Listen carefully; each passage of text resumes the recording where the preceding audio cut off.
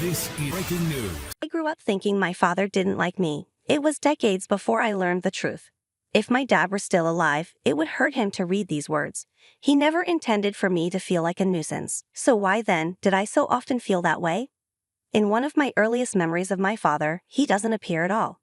I see only me, a girl of 5 or 6, tiptoeing down a dark hallway toward a closed door, my insides all tied up in knots. Normally, I'm a girl who creates commotion, loud and unruly, the kind of kid some might call a lot, but right now I feel like a little. I need something from my father, but I don't want to bother him. Moments earlier, I told my mother as much and said, "Oh honey, don't be scared, just go ask him." My parents and I lived in a working-class Phoenix neighborhood, in a tract house shaped like a matchbook with 3 bedrooms. The closed door led to the spare room my father used as his art studio. And while the memory ends before the door opens, I can conjure for you the man behind it. A young man, not much older than 30, with eyes the color of melancholy and feathered hair like a 1970s teen heartthrob, transfixed by the painting in front of him as if under his own spell. My father taught high school art for a living, but he was also magic. He could manifest beauty from squishy tubes of paint. He could disappear right before your eyes. He was a closed door, moody and distant. A car pulling out of the driveway, restless and impatient. A faulty water faucet that jumped to scalding with the tiniest of nudges. I didn't know how to adjust him, so I tried adjusting myself. I tried not to bother him. If my dad were still alive, it would hurt him to read these words, because he loved me, because he never intended for me to feel like a nuisance. So why then did I so often feel that way?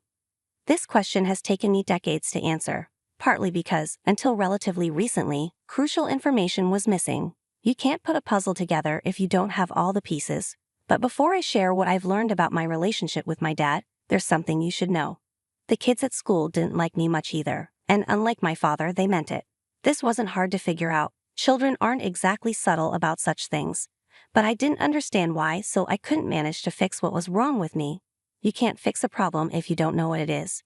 While I did well in school, my self-awareness and self-control continued to lag behind my peers throughout high school and into young adulthood. I listened too little and spoke too carelessly and showed up too late. I cried too easily and drank too much and slept with too many boys. I made too many mistakes and I hated myself for all of it. I hated my parents too, though I didn't know why at the time, for letting it happen. Even when I acted out, practically screaming for attention, they never saw how badly I needed their help. And I took all of my rage at their failure out on my mother. She was the safe one, the strong one really. My dad often seemed exhausted by life, as if trudging through each day out of sheer determination, and he was so sensitive. Defensive really isn't too strong a word. So easily hurt and guarded. We both were, which made talking to him honestly and expressing anger impossible for me. The fear of hurting him, of feeling the pain of his rejection and judgment, paralyzed me, so I protected his feelings and buried mine.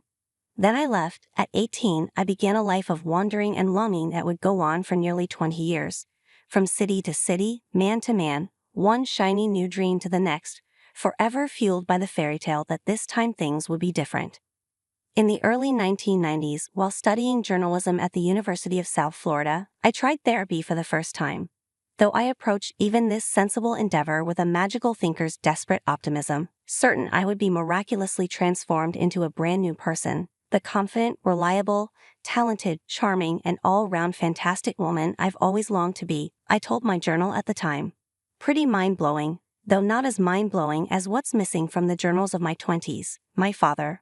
This I blame on an apparently terrible therapist. I have no memory of talking to her about him.